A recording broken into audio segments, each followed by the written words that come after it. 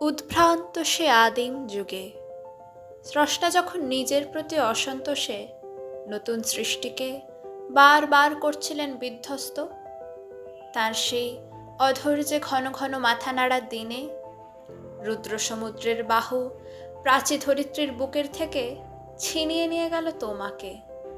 Africa বাঁধলে তোমাকে বনস্পতির নিবিড় পাহারায়, কৃপণ আলোর অন্তঃপুরে।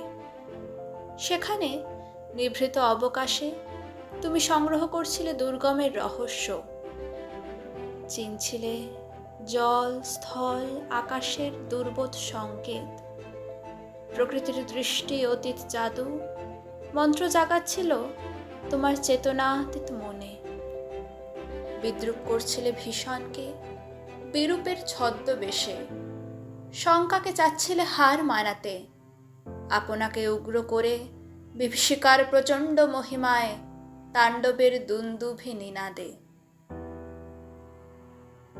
হায় ছায়াবৃতা, কালো ঘোমটার নিচে অপরিচিত ছিল তোমার মানব রূপ।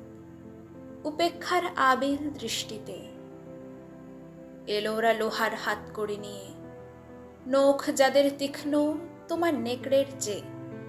এলো মানুষ ধরার দল, গর্বে যারা অন্ধ তোমার সূর্যহারা অরণ্যের চেয়ে। সভ্যের বর্বর লোভ নগ্ন করল আপন নির্লজ্জ অমানুষতা। তোমার ভাষাহীন ক্রন্দনে বাষ্পাকুল অরণ্য পথে পঙ্কিল হলো ধূলি তোমার রক্তে অশ্রুতে মিশে। দস্যু পায়ের কাটামারা জুতোর তলায় বিভৎস কাদার পিণ্ড চিরচিহ্ন দিয়ে গেল তোমার অপমানিত ইতিহাসে। সমুদ্র পারে সেই মুহূর্তে তাদের পাড়ায় পাড়ায় মন্দিরে বাজছিল পূজার ঘণ্টা, সকালে সন্ধ্যায় দয়াময় দেবতার নামে।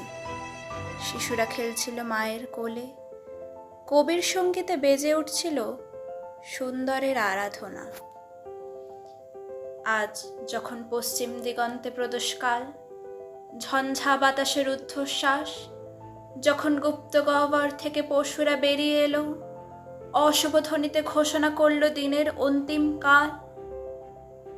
এসো যুগান্তের কবি, আসন্ন সন্ধ্যার শেষ রশ্মিপাতে দাঁড়াও ওই মানহারা মানবীর দ্বারে, বলো ক্ষমা করো।